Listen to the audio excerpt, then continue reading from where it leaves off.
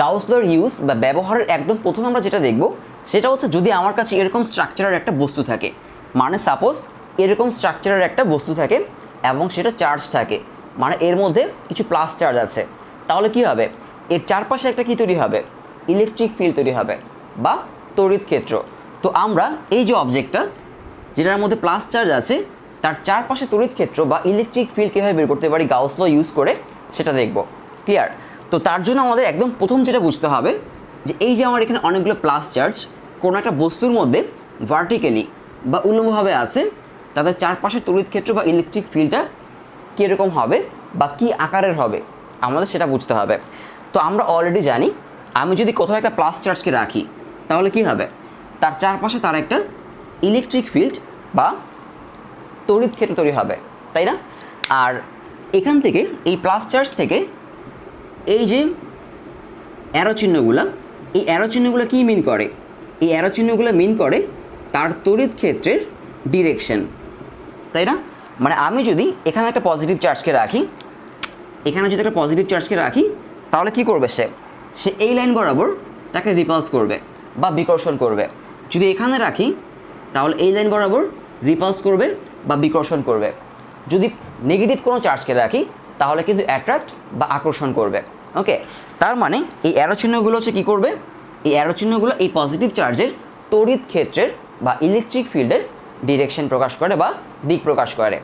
এখন এই যে তড়িৎ ক্ষেত্র বা ইলেকট্রিক ফিল্ড সেটা কিন্তু কোনো বৃত্তাকার না বা সার্কেল না, সেটা কীরকম, সেটা হচ্ছে একটা গোলাকার বা হচ্ছে স্ফিয়ার।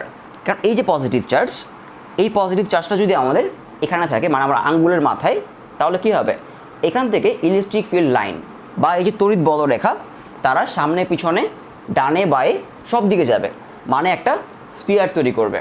ক্লিয়ার? বা একটা গোলক তৈরি করবে। এখন আমরা আসি, এখানে তো একটা চার্জ না, অনেকগুলো চার্জ। আমি যদি এখানে আরেকটা চার্জ নিই তাহলে কি হবে, তারও একটা তড়িৎ ক্ষেত্র বা ইলেকট্রিক ফিল্ড থাকবে, তাই না? তারও একটা তড়িৎ ক্ষেত্র বা ইলেকট্রিক ফিল্ড থাকবে। এই যে চার্জ তারও একটা তড়িৎ ক্ষেত্র বা ইলেকট্রিক ফিল্ড থাকবে, তাই না? তাহলে তারা যেটা করবে, তারা একটা সিলিন্ডার তৈরি করবে। খেয়াল করে দেখো, তারা এরকম একটা সিলিন্ডার শেপ তৈরি করবে, তাই না? আর প্রত্যেকটা পজিটিভ চার্জের কি থাকবে, তড়িৎ ক্ষেত্র বা হচ্ছে ইলেকট্রিক ফিল্ড থাকবে এবং তাদের ডিরেকশন থাকবে। তো এটারও কি থাকবে, এরকম চারদিকে তার তড়িৎ ক্ষেত্র বা ইলেকট্রিক ফিল্ডের ডিরেকশন থাকবে, তাই না? তারও এরকম তড়িৎ ক্ষেত্র বা হচ্ছে ইলেকট্রিক ফিল্ডের ডিরেকশন থাকবে। এখন চিন্তা করে দেখো, একদম নিচের দিকে যে অ্যারো চিহ্নটা, এই অ্যারো চিহ্নটাকে বা এই তড়িৎ ক্ষেত্রটাকে একদম উপরের যে তড়িৎ ক্ষেত্রটা, এটা কি করে, নিষ্ক্রিয় করে দেয় বা নিউট্রালাইজ করে দেয়। তার মানে একদম উপরের অ্যারো চিহ্ন আর একদম নিচের যে অ্যারো চিহ্ন এটা থাকবে না, আর বাকি এই সিলিন্ডারটুকু থাকবে। ক্লিয়ার? তার মানে আমি এখান থেকে বলতে পারি, আমি যদি কতগুলো পজিটিভ চার্জকে এরকম একটার উপর একটা রাখি বা এরকম একটা দণ্ডের মধ্যে যদি আমি কতগুলো পজিটিভ চার্জকে রাখি, তাহলে তাদের তড়িৎ ক্ষেত্র বা ইলেকট্রিক ফিল্ড হবে একটা সিলিন্ডার আকৃতি, মানে একটা সিলিন্ডার শেপের।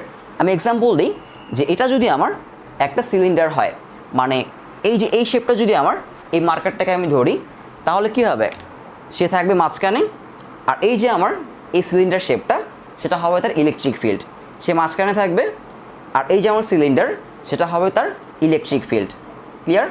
আর তার ইলেকট্রিক ফিল্ডের ডিরেকশনগুলো কোন দিকে কাজ করবে, তার ইলেকট্রিক ফিল্ডের ডিরেকশন এই উপরে আর নিচে কাজ করবে না, কারণ তারা কী হয়ে যাবে, এই উপরেরটা আর নিচেরটা কী হয়ে যাবে, নিষ্ক্রিয় বা নিউট্রালাইজ হয়ে যাবে, শুধু এই সাইডেরগুলো কাজ করবে, মানে এরকমভাবে, মানে চারদিকে এরকম ইলেকট্রিক ফিল্ড কাজ করবে। ক্লিয়ার? মানে হচ্ছে এই যে এই ইলেকট্রিক ফিল্ডগুলো কাজ করবে শুধু এই সাইডেরগুলা। ক্লিয়ার? তাহলে আমি বলতে পারি সে একটা কী তৈরি করবে, সে একটা সিলিন্ডার তৈরি করবে, আর তার ইলেকট্রিক ফিল্ডগুলো হবে এরকম, এখান থেকে সাইডে এরকমভাবে বের হবে। ক্লিয়ার? এবং এটা একটা সিলিন্ডার আকৃতি। তো এখানে একটা জিনিস বুঝতে হবে যে এই যে আমার ইলেকট্রিক ফিল্ড লাইনগুলো, এই ইলেকট্রিক ফিল্ড লাইনগুলো কিন্তু শুধু এই দুই পাশ থেকেই বেরোচ্ছে না, তার চারদিক থেকে বেরোচ্ছে। মানে এটা যদি আমার এই অবজেক্টটা হয়, এই মার্কারটা যদি এই অবজেক্টটা হয়, তার ইলেকট্রিক ফিল্ড লাইন তার চারপাশ থেকে এদিক থেকে এদিক থেকে এদিক থেকে পিছন থেকে এদিক থেকে সব দিক থেকে বেরোচ্ছে। তার মানে সে কী তৈরি করছে, সে একটা সিলিন্ডার শেপ তৈরি করছে, মানে এরকম একটা শেপ তৈরি করছে, তাই না? সো আশা করি এটা বোঝা গেল যে আমি যদি এরকম কতগুলো প্লাস চার্জকে উপরে নিচে রাখি তাহলে তারা একটা সিলিন্ডার শেপ তৈরি করবে, এরকম একটা সিলিন্ডার শেপ তৈরি করবে। ক্লিয়ার? তাহলে এটা হচ্ছে আমার তার এই যে মাঝখানে যে অবজেক্টটা তার তড়িৎ ক্ষেত্র বা হচ্ছে কি ইলেকট্রিক ফিল্ড। এবার আমরা আমাদের নেক্সট স্টেপে যাব, সেটা কি গাউসের লয়ের জন্য কি করতে হবে, আমাকে কিছু সারফেস চুজ করতে হবে। কিউ সারফেস, কারণ গাউস লটা কী ছিল আমার, q equal to epsilon naught phi, তাই না? আর ফাই ইকুয়াল টু ছিল ইন্টিগ্রেশন অফ ইডিএস। এই ডিএসটা কী ছিল, ডিএস ছিল এরিয়া বা ক্ষেত্রফল। তো আমি এখন যেটা করব, তার যে তড়িৎ ক্ষেত্র বা ইলেকট্রিক ফিল্ড সেখান থেকে আমি কিছু এরিয়া চুজ করব, মানে ক্ষেত্রফল চুজ করব। এখন এই সিলিন্ডারে কয় ধরনের ক্ষেত্রফল বা এরিয়া থাকতে পারে? 3 ধরনের। একটা হচ্ছে আমি এই যে এই সারফেস থেকে, মানে কার্ভ সারফেস থেকে আমি একটা ছোট এরিয়া চুজ করতে পারি। ক্লিয়ার? কার্ভ সারফেস থেকে আমি একটা ছোট এরিয়া চুজ করতে পারি। তাহলে চিন্তা করে দেখো, এই এরিয়ার সাথে তড়িৎ ক্ষেত্র বা ইলেকট্রিক ফিল্ড কীভাবে আছে, পারপেন্ডিকুলার না? সব দিকে কিন্তু পারপেন্ডিকুলার। তুমি যেখানে সারফেস নাও সেখানে কিন্তু এই তড়িৎ ক্ষেত্র বা ইলেকট্রিক ফিল্ড কি পারপেন্ডিকুলার। ক্লিয়ার? আচ্ছা, আরেকটা সারফেস নিব আমি এই নিচ থেকে, মানে এখান থেকে আমি অল্প একটু সারফেস নিব। ক্লিয়ার? আর উপর থেকে আমি অল্প একটু সারফেস নেব এখান থেকে, মানে এই 3 জায়গা থেকে আমি এই ডিএস পরিমাণ, মানে অতি ক্ষুদ্র বা স্মল অ্যামাউন্ট অফ সারফেস নিব। ক্লিয়ার? এবার আমরা নেক্সট স্টেপে যাই, যে আমি এখান থেকে একটু সারফেস চুজ করলাম সাইড থেকে।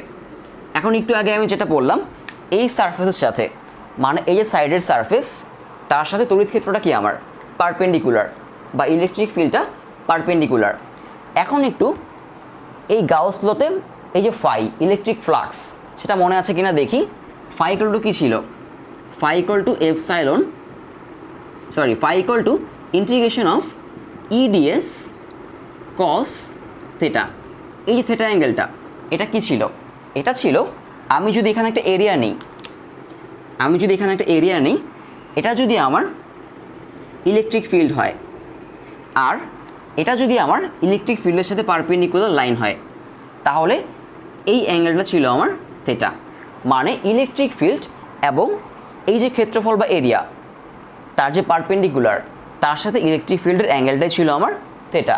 তাহলে আমি যে সারফেস নিলাম, আমি যদি এই সারফেসে একটা পারপেন্ডিকুলার শো করি তাহলে কীরকম হবে, এরকম, তাই না?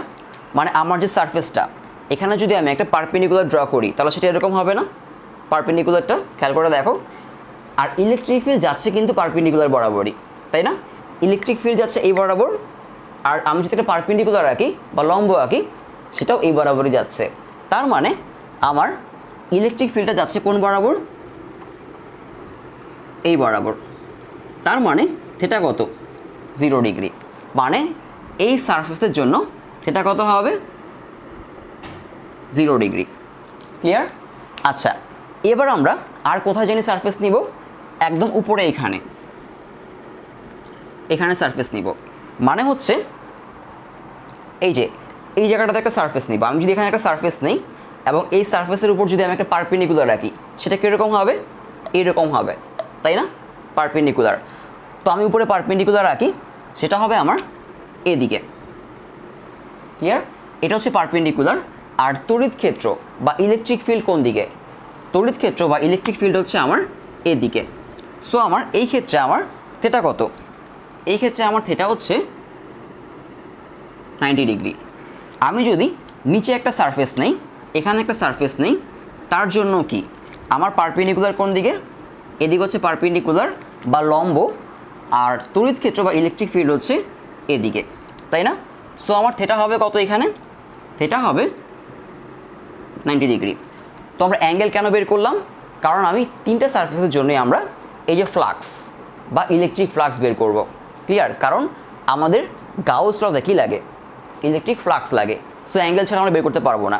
তো আমি আবারও বলি, আমাদের এই যে থেটা অ্যাঙ্গেলটা, এটা হচ্ছে ইলেকট্রিক ফিল্ড এবং সারফেসের পারপেন্ডিকুলারের সাথে অ্যাঙ্গেলটা। তো অনেকে ভাবে যেহেতু ইলেকট্রিক ফিল্ড সারফেসের সাথে পারপেন্ডিকুলার তার মানে থিটা 90, না, তার মানে থিটা 0, কারণ ইলেকট্রিক ফিল্ডের সাথে আমরা বা তড়িৎ ক্ষেত্রের সাথে আমরা সারফেসের পারপেন্ডিকুলার বা লম্বের অ্যাঙ্গেলটা নেই। ক্লিয়ার? তো আশা করি এটা বোঝা গেল। এবার আমরা এখান থেকে নেক্সট স্টেপে যাব। আমি এখন কিছু জিনিস ধরে নেব, যেমন হচ্ছে এই যে আমাদের এই যে বারটা বা দণ্ডটা আমি ধরবো তার উচ্চতা বা হাইট হচ্ছে এইচ, আর প্রতি একক দৈর্ঘ্যে মানে পার ইউনিট লেন্থে তার আধান লিখব হচ্ছে প্রতি একক দৈর্ঘ্যে বা হচ্ছে পার ইউনিট লেন্থে আধানের পরিমাণ ধরলাম হচ্ছে আমি ল্যামডা। ওকে, তার হাইট হচ্ছে এইচ আর প্রতি একক দৈর্ঘ্যে আধানের পরিমাণ কত? ল্যামডা। তাহলে টোটাল আধান বা চার্জ হবে কত? টোটাল চার্জ কিউ হবে হচ্ছে h lambda. Okay, total charge q equal to কত? এইচ ল্যামডা, কারণ এইচ হচ্ছে আমার হাইট আর ল্যামডা হচ্ছে প্রতি একক দৈর্ঘ্যে মানে পার ইউনিট লেন্থে তার আধানের পরিমাণ। এবার আমরা আসবো গাউস লতে, কারণ আমরা গাউস লতে কী করব? গাউস ল দিয়ে তার তড়িৎ ক্ষেত্র বা ইলেকট্রিক ফিল্ড বের করব। তো আমরা তিনটা সারফেস চুজ করেছিলাম, তাই না? একটা হচ্ছে এইটা, আরেকটা এইটা, আরেকটা এইটা। তো আমি গাউস লটা লিখি এখানে। আমাদের গাউস লটা কি? যে q equal to epsilon naught phi. তো আমরা যেটা করব এই ফাইটা বের করব, এই ফাইটা বের করে এখানে বসাবো। তো আমি ফাইয়ের ফর্মুলা লিখি, এই যে আমাদের ফাই। তো ফাই ইকুয়াল টু কি? Phi equal to integration of E D S equal to, আমি লিখবো হচ্ছে integration of E D S plus integration of E D S plus integration of E D S. Okay, এটা হচ্ছে 1, এটা হচ্ছে 2, এটা হচ্ছে 3, কারণ আমাদের সারফেস কয়টা? 3টা, তাই না? সো আমরা কি করলাম? 3বার ইন্টিগ্রেশন করব। 3 প্রকার সারফেস বা তলের জন্য, একটা হচ্ছে এই যে এই তলের জন্য, একটা এই তলের জন্য, একটা এই তলের জন্য। ক্লিয়ার? এখন আমি এখানে লিখতে পারি আমাদের ফর্মুলা কী ছিল? EDS equal two EDS cos theta, তাই না? তো আমরা যদি ওইটা লিখি তাহলে কি হবে? যে integration of E D S cos theta plus integration of E D S cos theta plus integration of E D S cos theta. এবার আসি আমরা অ্যাঙ্গেল বসাই। ওকে, তো ধরলাম এই যে প্রথম 1 নাম্বার সেটা হচ্ছে এই সারফেসটা, এটার জন্য অ্যাঙ্গেল কত? 0 ডিগ্রি। তো আমি এখানে যেটার জায়গায় বসাবো কত? 0 ডিগ্রি। ওকে, এবার আসি আমরা 2 নাম্বারটা, ধরলাম এটা হচ্ছে এই সারফেসটা, তার জন্য থিটা কত? 90 ডিগ্রি। ক্লিয়ার? সো থিটা বসাই হচ্ছে কত?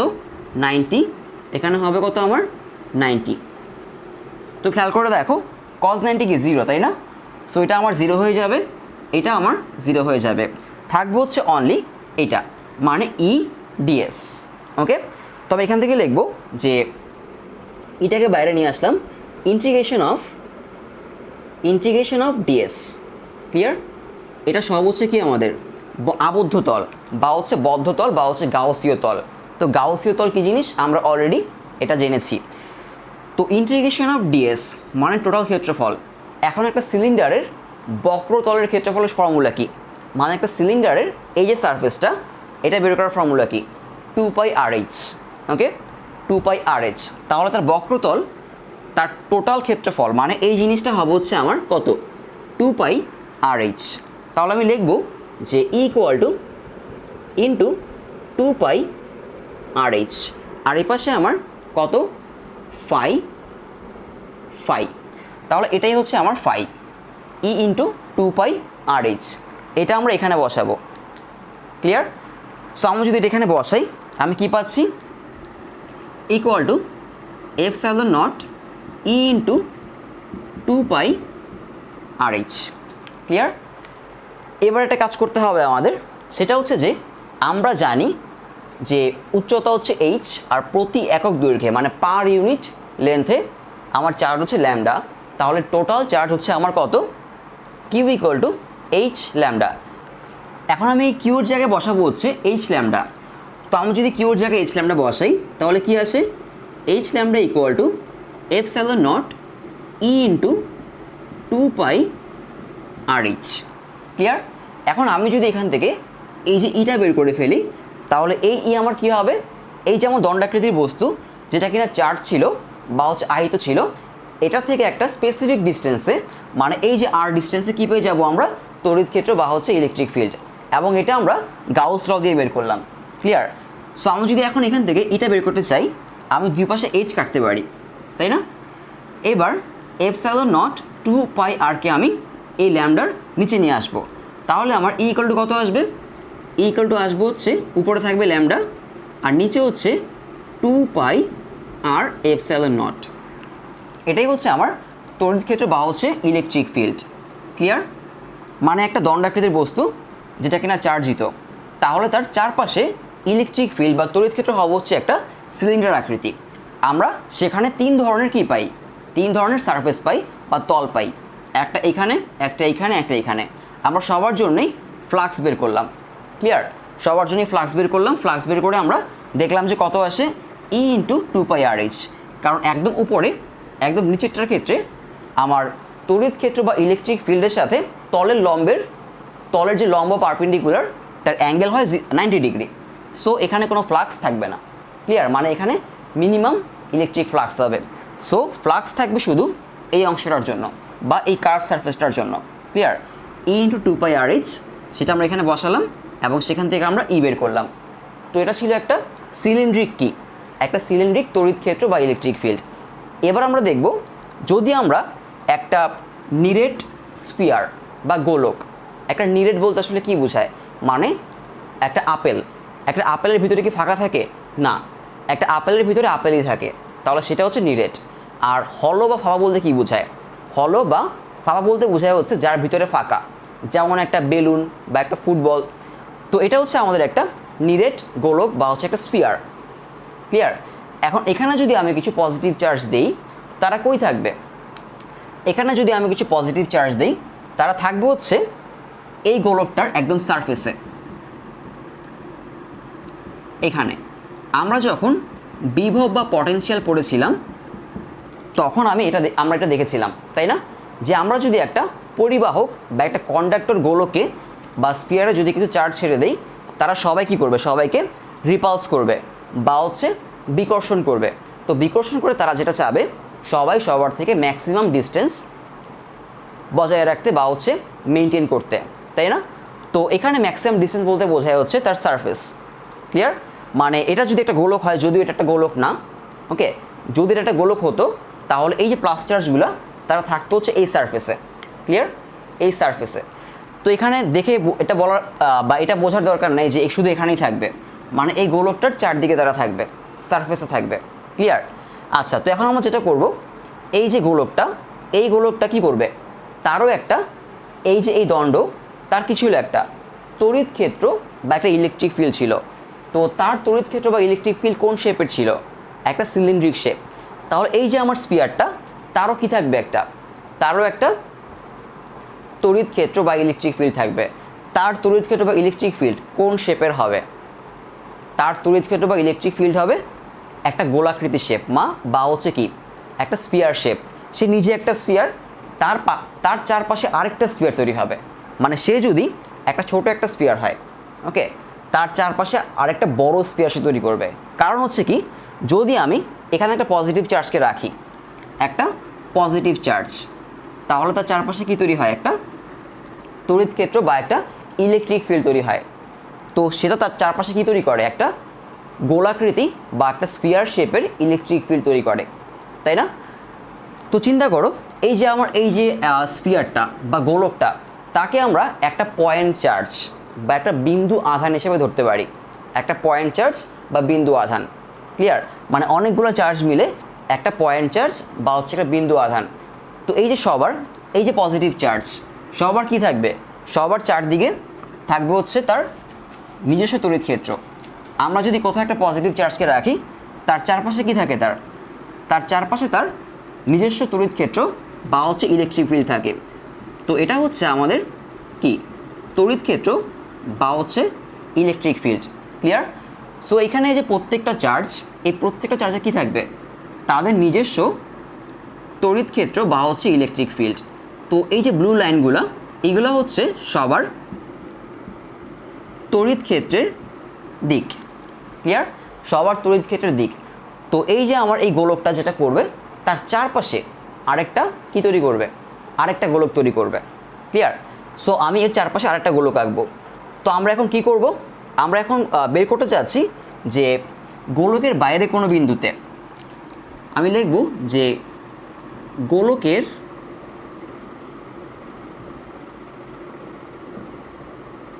বাইরে কোনো বিন্দুতে আমরা কি বের করব, আমরা বের করব হচ্ছে ই বা হচ্ছে তড়িৎ ক্ষেত্র। এটা ক্লিয়ার? মানে ঠিক এটার মতোই আর কি, বোঝা গেল? তাহলে এখন এই যে গোলকটা, এই গোলকটা কী করবে, তার চারপাশে একটা স্ফিয়ার তৈরি করবে, মানে তার যে তড়িৎ ক্ষেত্র বা হচ্ছে ইলেকট্রিক ফিল্ড সেটা আরেকটা স্ফিয়ার হবে বা গোলক হবে। তো আমরা চারপাশে আরেকটা স্ফিয়ার বা গোলক আঁকবো। ওকে, তো আমি এগুলো মুছে দিই এবং তার চারপাশে আরেকটা স্ফিয়ার বা গোলক আঁকি, সেটা হবে তার তড়িৎ ক্ষেত্র বা হচ্ছে ইলেকট্রিক ফিল্ড। আমি এই অংশটাও মুছে দিই, এটা হবে তার তড়িৎ ক্ষেত্র বা হচ্ছে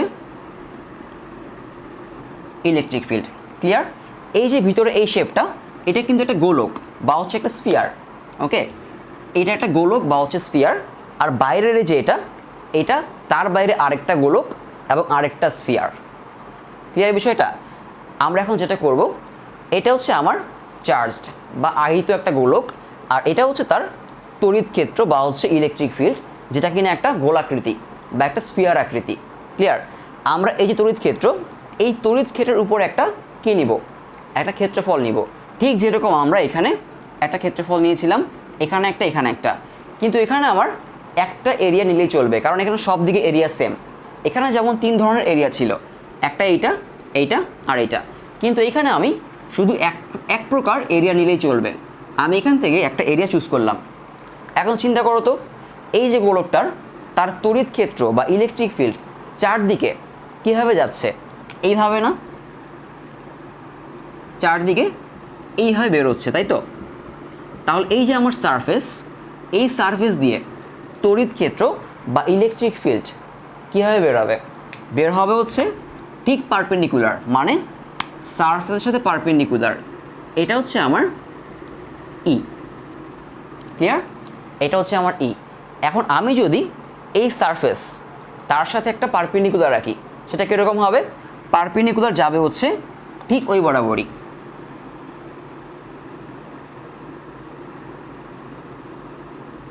তার মানে এখানে অ্যাঙ্গেলটা কত হবে, মানে তড়িৎ ক্ষেত্র বা ইলেকট্রিক ফিল্ডের সাথে এই সারফেসের পারপেন্ডিকুলারের অ্যাঙ্গেল কত হবে, থিটা ইকুয়াল টু হবে আমার 0 ডিগ্রি। ক্লিয়ার?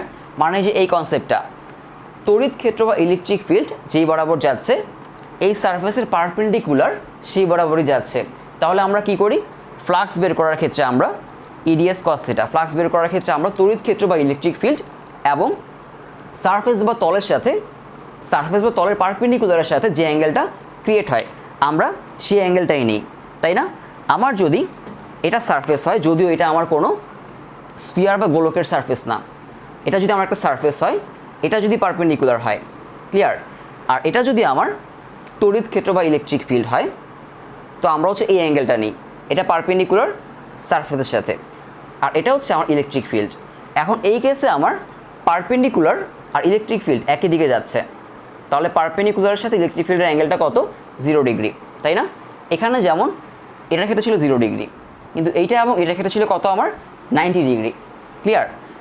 সো আমাদের কাজ শেষ। এই ফর্মুলাগুলোতে ডিরেকশন বা হচ্ছে থিটা বোঝাটাই আসল ব্যাপার, আর বাকি কাজগুলো আসলে ইজি।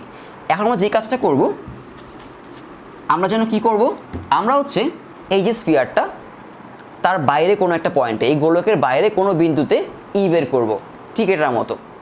ক্লিয়ার? তো আমরা এই গাউস ফর্মুলা লিখব, এই যে q equal to epsilon naught কি ফাই। তো আমি লিখি যে q equal to epsilon naught phi.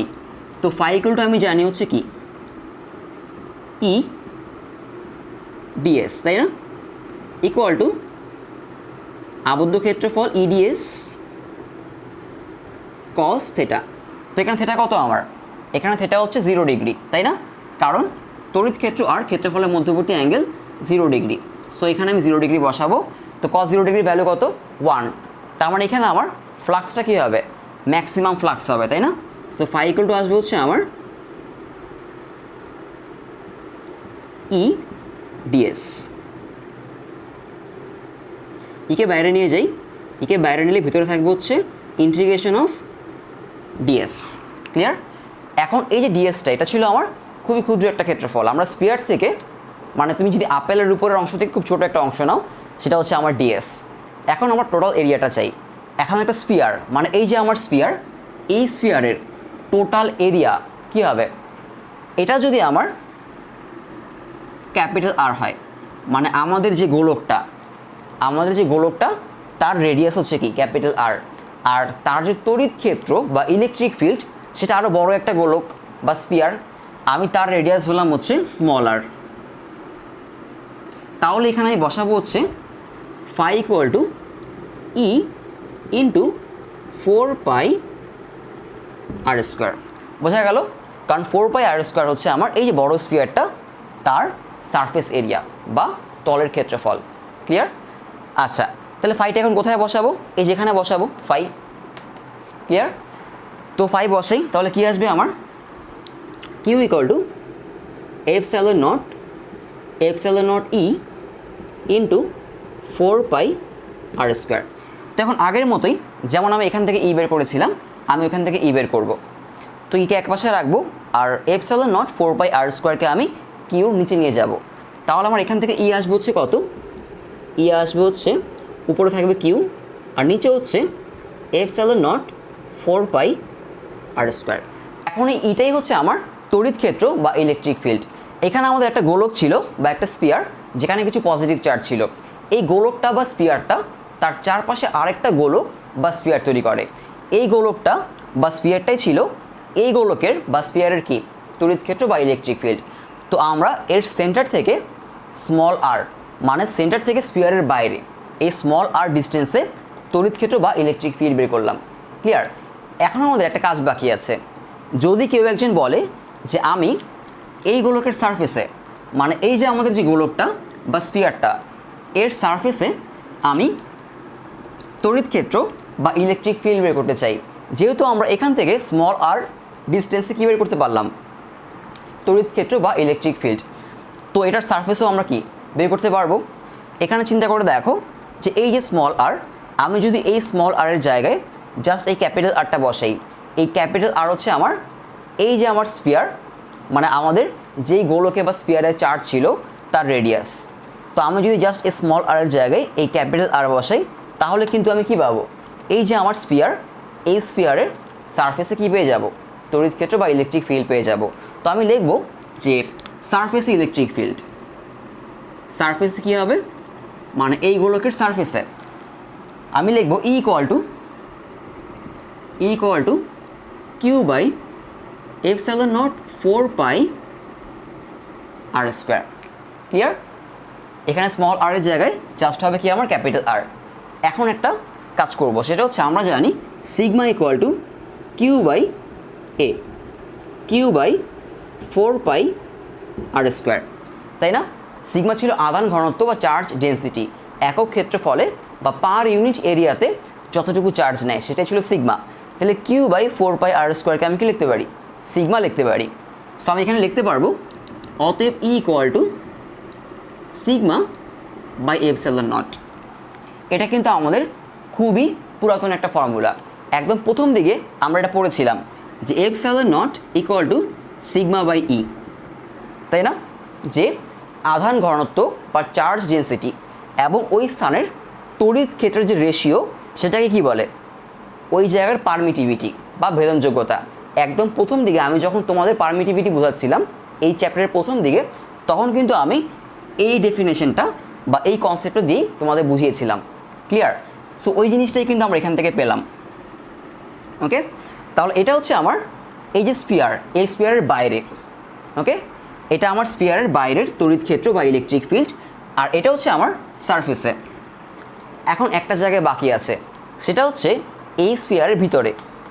এটা বাইরে ছিল প্রথমে, সারফেসে এবং ভিতরে। এখন ভিতরে কত হবে? ভিতরে হবে হচ্ছে কোনো একটা গোলক বা স্ফিয়ারের সারফেস যখন চার্জ থাকে তখন তার ভিতরে ইলেকট্রিক ফিল্ড বা তড়িৎ ক্ষেত্র কত হয়। এটা কিন্তু আমরা যখন বিভব বা পটেনশিয়াল টপিকটা পড়েছিলাম এই চ্যাপ্টারে তখন দেখেছিলাম। তার ভিতরে যেহেতু কোনো চার্জ নেই, তার ভিতরে কোনো ইলেকট্রিক ফিল্ডও নেই, ক্লিয়ার। কিন্তু বিভব বা পটেনশিয়াল থাকে, সারফেসের পটেনশিয়াল এবং ভিতরের পটেনশিয়াল কি থাকে? সেম থাকে। যদি টপিকটা মনে না থাকে একটু দেখে আসতে পারো আমাদের পটেনশিয়াল বা বিভব পার্টটা, ওইখানে আমরা এটা নিয়ে আলোচনা করেছিলাম। তো ভিতরে কোনো চার্জ থাকে না, সো ইনসাইড মানে হচ্ছে এই সারফেসের ইনসাইডে বা ভিতরে ইলেকট্রিক ফিল্ড কী হবে? আমার ইলেকট্রিক ফিল্ড ই হবে হচ্ছে 0, ক্লিয়ার। তো আমরা গাউস ল দিয়ে এই তিনটা জায়গাতে কী বের করতে পারলাম? এই তিনটা জায়গাতেই এই গোলকটার জন্য আমরা ইলেকট্রিক ফিল্ড বের করতে পারলাম, ক্লিয়ার। আচ্ছা, আমাদের এর পরের কাজ, এরপরে এই গোলকটা ছিল হচ্ছে আমাদের একটা ফাঁপা, মানে ভিতরটা ফাঁকা, ঠিক আছে। এবার আমরা যদি একটা নিরেট গোলক নেই, মানে যার ভিতরে কি, যার ভিতরে ফাঁকা নেই, তার ক্ষেত্রেও কী হবে? তার ক্ষেত্রেও এই চার্জগুলো সারফেসই থাকবে, কারণ ভিতরে কোনো চার্জ যাবে না। ভিতরে যদি কোনো মেটাল বা কিছু কন্ডাক্টর থাকে তারপরেও যাবে না, কারণ এই পজিটিভ চার্জগুলো সবাইকে রিপালস করবে, সারফেসই থাকবে। তো এটা যদি একটা ভেতরটা ফাঁকা গোলক না হয়ে, মানে ভেতরটা এমটি না হয়ে যদি ভরা হয়, ক্লিয়ার, তারপরেও এই চার্জগুলো এখানেই থাকবে। তার মানে একটা নিরেট গোলক বা যার ভেতরটা ফাঁকা না, ভরা, তার জন্য এই স্ফিয়ার থেকে বাইরে, মানে হচ্ছে এই গোলক থেকে বাইরের পয়েন্টের জন্য তড়িৎ তীব্রতা বা ইলেকট্রিক ফিল্ড এটাই আসবে, সারফেসে এটাই আসবে, শুধু ভেতরে ডিফারেন্ট হবে। সেটা তোমরা বের করবা, বইতে দেওয়া আছে। তার জন্য ডেন্সিটি নিয়ে কাজ করতে হবে, যেহেতু গোলকের ভেতরে তোমাকে ডেন্সিটি নিয়ে কাজ করতে হবে। তো আমরা যেহেতু এত কিছু পড়েছি, আশা করি তোমরা এটা পারবা, ক্লিয়ার। তো আমি এরপর আরেকটা টপিকে যাব, সেটা হচ্ছে আমরা দেখলাম যে একটা দণ্ডাকৃতির চার্জড বস্তু যে কী করে, তার চারপাশে একটা সিলিন্ডার আকৃতি তড়িৎ ক্ষেত্র তৈরি করে। আর এখানে দেখলাম একটা গোলাকৃতির বস্তু, তার চারপাশে সে আরেকটা গোলাকৃতির তড়িৎ ক্ষেত্র বা ইলেকট্রিক ফিল্ড তৈরি করে। তো তার জন্য আমরা সারফেস থেকে বাইরে, সারফেসের ভিতরে কি দেখলাম? তড়িৎ ক্ষেত্র বা ইলেকট্রিক ফিল্ড দেখলাম। তো এটা যদি নিরেট হয়, তার জন্য তোমরা দেখবা নিরেটের জন্য শুধু একটা জায়গায় চেঞ্জ আসবে, সেটা হচ্ছে এইটা ইনসাইডে, সারফেসে এবং সারফেসের বাইরে সেমই হবে, কারণ চার্জগুলো কি থাকবে? এই গোলক বা হচ্ছে স্ফিয়ারের সারফেসই থাকবে। এটা নিরেট হোক আর ভেতরটা ফাঁকা হোক, ক্লিয়ার। এখন আমি যেটাই যাব, একটা আয়তক্ষেত্র, মানে এরকম একটা স্ট্রাকচার যার মধ্যে কিছু কি থাকবে? চার্জ থাকবে, ক্লিয়ার। তো এটার জন্য আমি এখন দেখব যে আমাদের তড়িৎ ক্ষেত্র বা হচ্ছে ইলেকট্রিক ফিল্ড, মানে বিভিন্ন জায়গায় আমি কীভাবে বের করতে পারি।